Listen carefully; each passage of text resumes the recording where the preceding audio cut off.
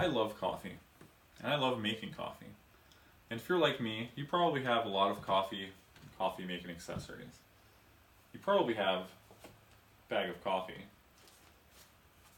coffee filters.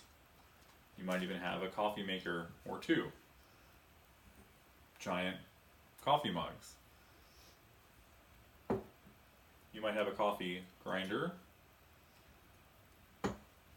and a French press.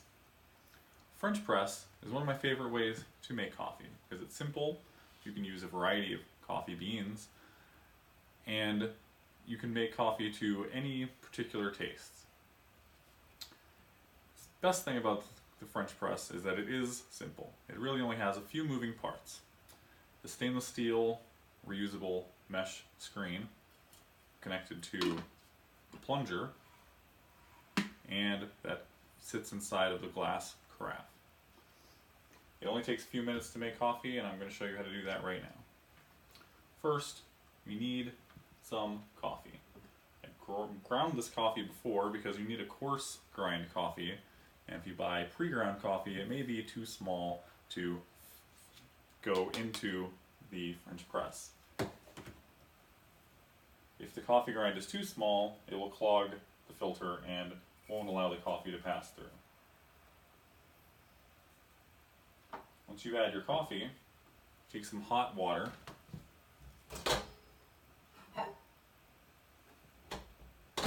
I'm going to make about 2 cups. Pour water over the coffee grounds.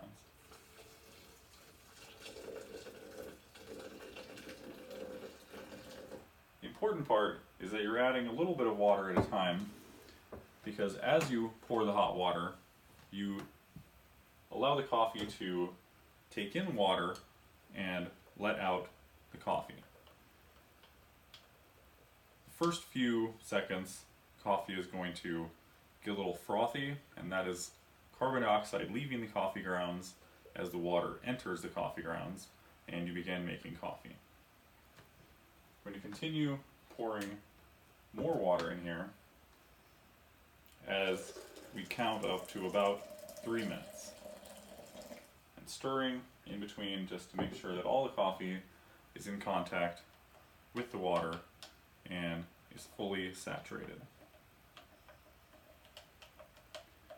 The great thing about the French press method is that you can use a variety of coffee beans. Whether you're using light roast, medium roast, or dark roast, because you're controlling the water and the coffee,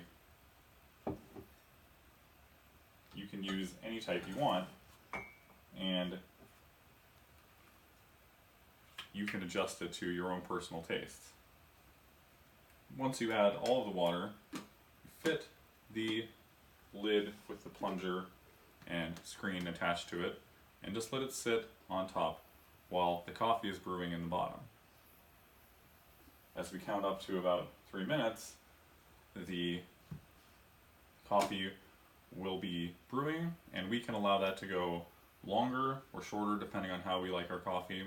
And if you like a lighter coffee, you can let it go for a short time, and that also matches with the lighter roast coffee beans. And if you like a fuller flavored, dark, very strong coffee, you can allow it to go a little bit longer beyond 4 minutes, and you will have a very, very strong, thickly bodied cup of coffee.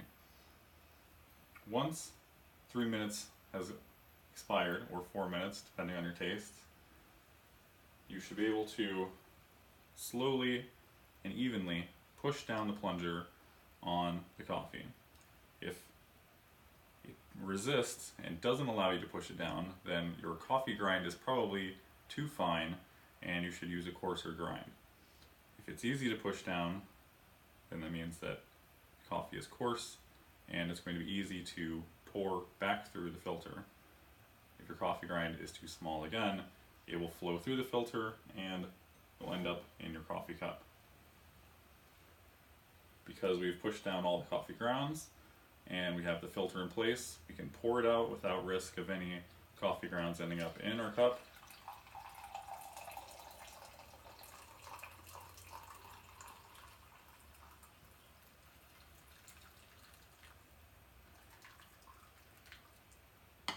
just a few minutes. We made a cup of coffee, and all we have left over is this easy to clean, reusable coffee maker. And this we can dump right in the trash and rinse out with just a little bit of water.